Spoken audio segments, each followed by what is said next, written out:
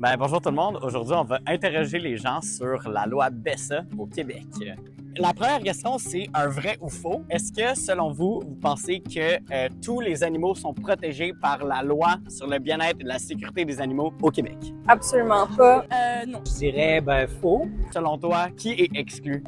Beaucoup trop d'animaux sont exclus de cette loi-là. Les guêpes. Je dirais que ça irait pas jusqu'aux insectes. Les pigeons. Déjà, je pense à tous les animaux qu'on peut croiser dans la rue. Les animaux de ferme. Ouais. Les écureuils, peut-être, je pense que si. Et toi, t'as dit les pigeons? Ouais, j'imagine, ouais. Elle inclut, selon ma compréhension, là, vraiment juste les animaux domestiques, une certaine structure pour les animaux sauvages, mais comme c'est vraiment pas assez. Là. En fait, ça dépend pas de l'espèce, mais plutôt par catégorie.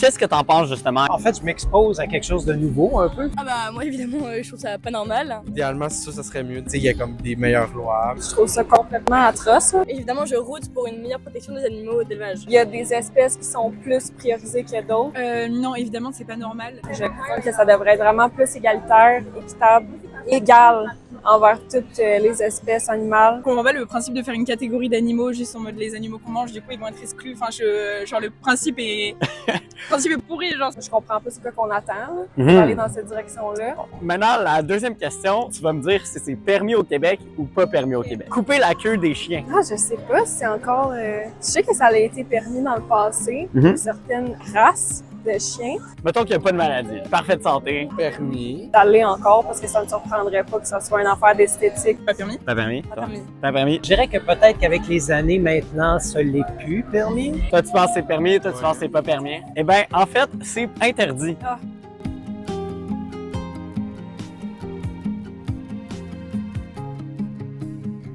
Maintenant, couper la queue des cochons d'élevage. Qu'est-ce que tu m'as dit jusqu'à maintenant, ça doit être permis. Je ne sais pas si c'est permis ici, mais je le sais que c'est permis dans plein d'autres régions du monde. Oui. Je sens que c'est permis. Mais je pense que c'est encore permis au Québec, malheureusement. Malheureusement, je pense aussi que c'est permis. Ouais, non seulement c'est permis, mais c'est aussi une pratique. Ouais, c'est ça. Donc, c'est très pratiqué au Québec. Mhm. Mais il y a certains pays qui ont strictement interdit cette pratique-là, comme la Finlande, la Lituanie, la Norvège, la Suède et la Suisse. Est-ce que tu penses qu'on devrait prendre exemple sur ces pays-là? Ben là, c'est sûr. Que ça soit une pratique normalisée, là, je comprends pas. Puis c'est surtout le fait que c'est pas beaucoup de gens qui savent que c'est ça. Dans un contexte d'élevage, on coupe la queue des porcelets parce que sinon, ils vont se la mordre entre eux. Fait qu'on la coupe. Pourquoi, selon vous? Rentabilité.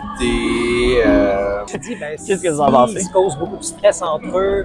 Peut-être c'est une bonne chose si couper la queue, c'est fait correctement. Pourquoi il y a ce stress-là? Mais En c'est premier ça. lieu? C'est une bonne question, ça, hein? C'est ça, c'est le fait qu'ils sont peut-être trop tassés les uns Ah des autres. Non, non, c'est pas normal qu'on n'autorise pas les couper la queue des chiens et qu'on coupe ça des cochons. Mais c'est pas pour. Je dis pas ça pour qu'on coupe la queue des chiens. Je dis juste qu'il y a une. Si on respecte le bien-être animal, on respecte le bien-être de tous les animaux. Mhm. L'autre question porte sur l'industrie laitière. Je sais pas si vous saviez, mais on sépare le veau de sa mère. Selon toi, après combien de temps un veau est retiré de sa mère? Est-ce que selon vous, c'est une question de jours, de semaines, d'heures? Moi, je dirais directement. Directement? Ouais. OK. Toi? Après, le temps de le. Je sais pas, il faut qu'il reste un peu avec sa mère, non? Très, très, très rapidement. Là. C'est pas quelques heures après, quelques secondes après, des fois. Là. Direct? Ouais.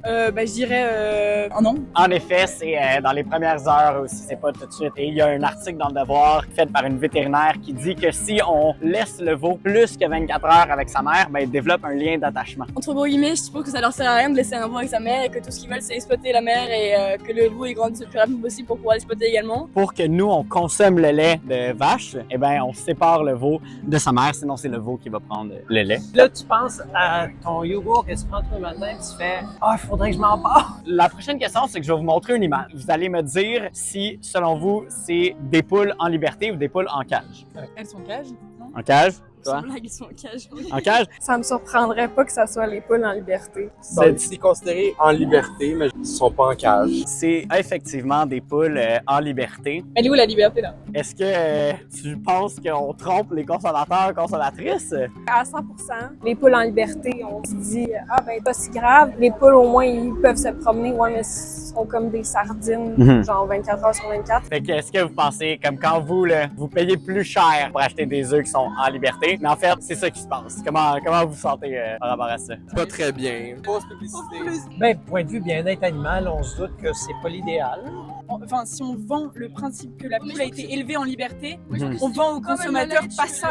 Puis comment tu te sens, toi, de justement dire, OK, moi, je vais payer plus cher pour des Mais œufs en c'est ça liberté? pour une poule en liberté, mais quelle liberté, pauvre poule. La dernière question. Vrai ou faux, les chambres à gaz ont récemment été interdites pour les chats, les chiens et les cochons domestiques au Québec. Attends une minute, les chambres à gaz étaient permises pour les animaux domestiques? Vrai. Récemment.